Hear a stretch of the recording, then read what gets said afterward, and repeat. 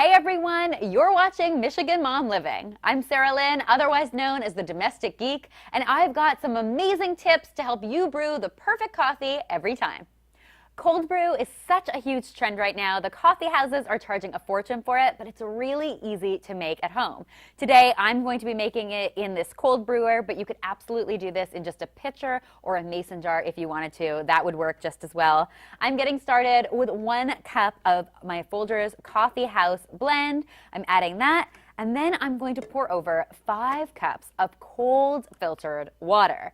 Now, the idea with cold brew is simply that you use time instead of heat to extract all of the tasty flavor from the coffee grounds. And trust me, it is absolutely worth the wait. Once you've added all your water, you can just pop this guy in the refrigerator for 12 to 24 hours.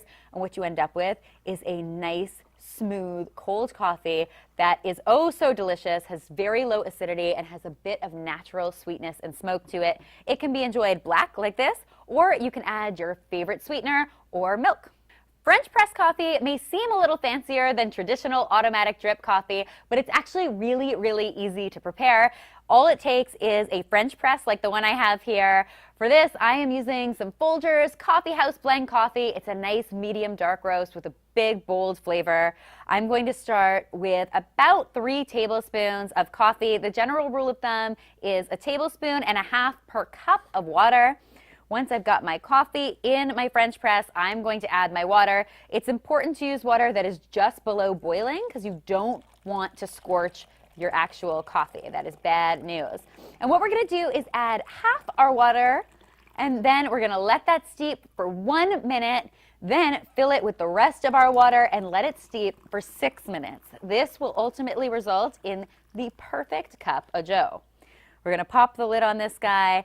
And after 6 glorious minutes, it'll be time to plunge it. That's the technical term. And what you end up with is such rich, beautiful coffee. French press is my favorite coffee to enjoy on weekends when I have a little extra time. I like to serve it with just a touch of cream, or you can enjoy it black. The coffee flavor comes through either way. If you really want to treat yourself, I highly recommend trying a pour-over coffee. I love this method because it results in a really rich flavor. It's also great if you only want to make a cup or 2 of coffee. It all starts with a pour-over coffee maker like this one. I've got my filter in place, and I'm simply going to start by adding my Folgers Coffee House blend to the top of my filter. So the general rule of thumb is 1.5 tablespoons of coffee to 1 cup of water. So I'm going to be doing 3 tablespoons. And one important secret is just to shake out your filter to make sure your coffee is nice and even. Then you're going to add your water. Now, when you're boiling your water, you want to use water that's just reached the boiling point. If the water's too hot, you can scorch your coffee, and it is bad news. It sort of ruins the flavor.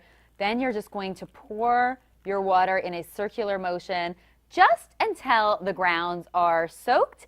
You're going to let that steep for about 30 seconds or so before adding the rest of your water. This is a really important step. It's going to make for the richest, most delicious flavor. I love the Folgers Coffee House coffee because it's got a really bold flavor and it can stand up to any preparation. I'm going to finish this off with the rest of my coffee.